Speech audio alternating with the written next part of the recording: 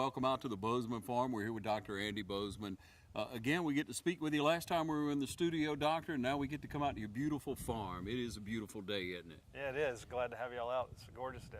Thanks Beautiful. for having us again. And what we're here today to maybe talk a little bit about is safety. And of course, you're a pediatric surgeon, so we think about the young people and things that happen this time of year with summer weather and everyone wanting to get out and enjoy the beautiful weather. A lot of times we kind of just turn the kids loose, so to speak, in the summer as parents. And I think you want to share a little information with us that make us maybe think twice about just letting them go on things. Absolutely. It's very timely at this point to talk about the increase in what we see in pediatric, mostly what we call blunt trauma, trauma that's sustained from car accidents, ATV accidents, falling off skateboards, bicycle injuries, things like that. It's much more common when the days are longer, especially around school breaks when the kids have more time. A lot of that time sometimes is unsupervised. But there is a point in time between Memorial Day and Labor Day that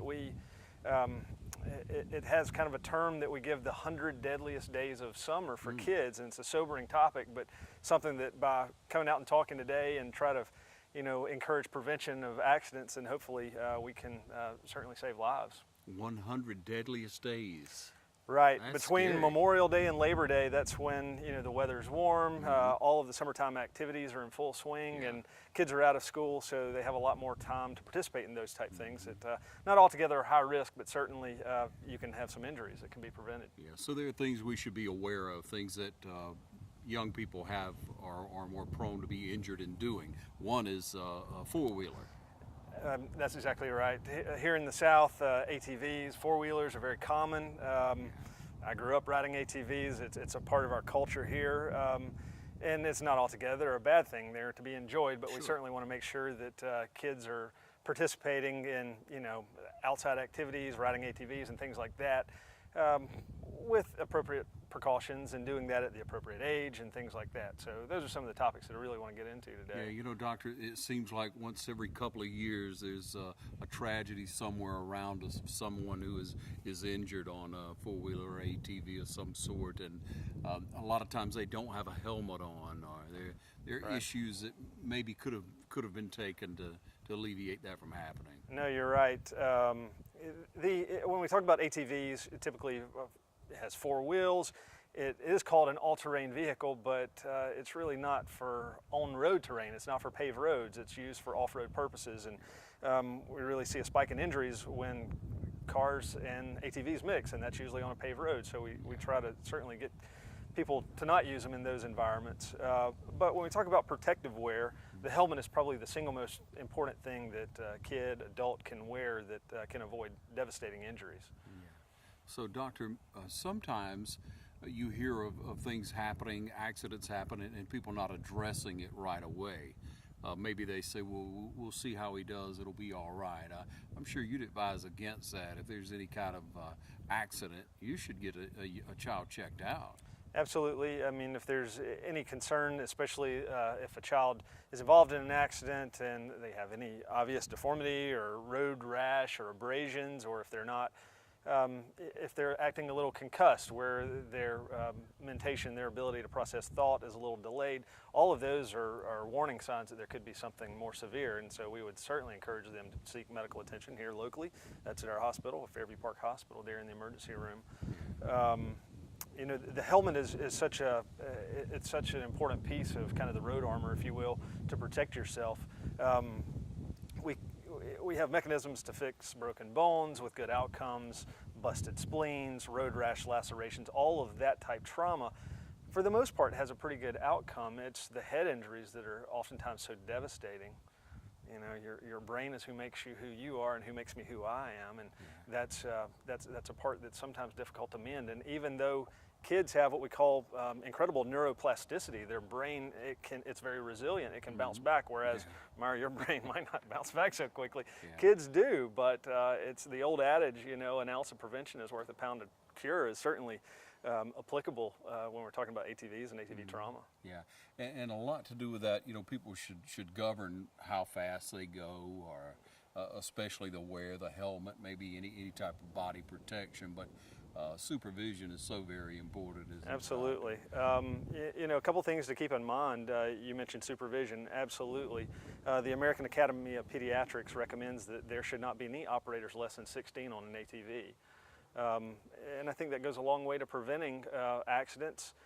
Kids from a kind of a maturity standpoint aren't physical and kind of developmental maturity level are not ready to operate you know, an ATV at less than 16.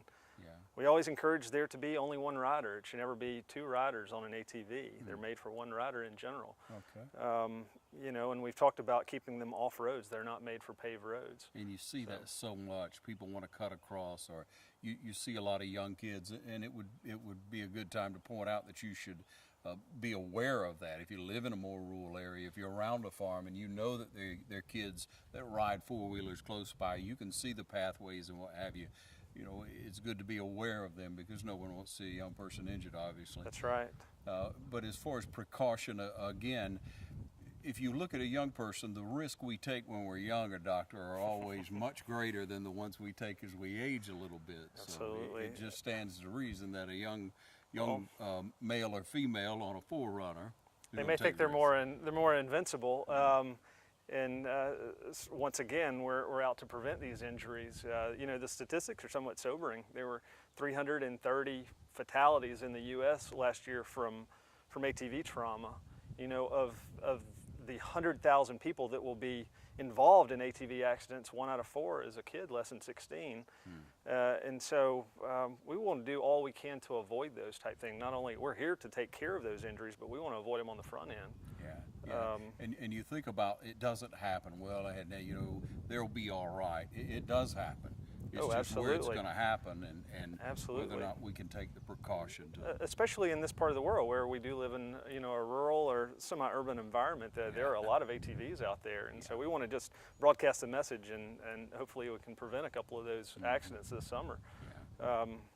So we'd like to keep that surgery out of the way, right? Absolutely. That's not one you want to do. We're here for you, but that doesn't mean that you know, we certainly want to avoid all of those encounters that we can. What other areas should we be precautious of in these 100 days? So once again, there's a lot of free time with kids, boating safety. You know, we certainly it's common to have kids out on the waterways and things like that, life jackets and those precautions, and you know, that's a whole separate topic in and of itself. But especially that, you know, there are a lot of teen drivers out on the road in the summertime. You know, texting and driving. There's just a lot of timely subjects. You know, especially when kids just have more time. You know. So we want to be precautious of that. We appreciate you taking the time and really bringing us these sobering statistics that you have to offer on especially the ATVs, because they are so fun to drive. They are. And it is a great pastime in our area to get on that. It absolutely is. And we see more and more of that, you know, ATVs. You may have encountered these mules or these large four-wheel ATVs that will take multiple passengers. So it's not only the standard four-wheeler that we're thinking of. I mean, there's new creations of what we've always thought of the four-wheeler that seem to get bigger and bigger. That's right. Some of these ATVs weigh upwards of 600 to 1,000 pounds. So, you know, it's the lot of metal to be the size of a baby elephant, you know, landing on you. That's a lot of weight. So it's just, it's a timely topic.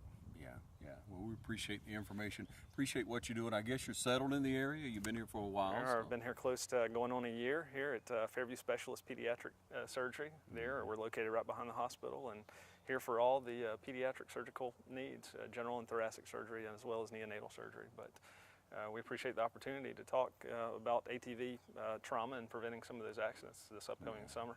Let's hope it takes effect with you, ladies and gentlemen. Share with those around you. Listen to the statistics and information that Dr. Bozeman shared with you today, and let's have a safe summer. Absolutely.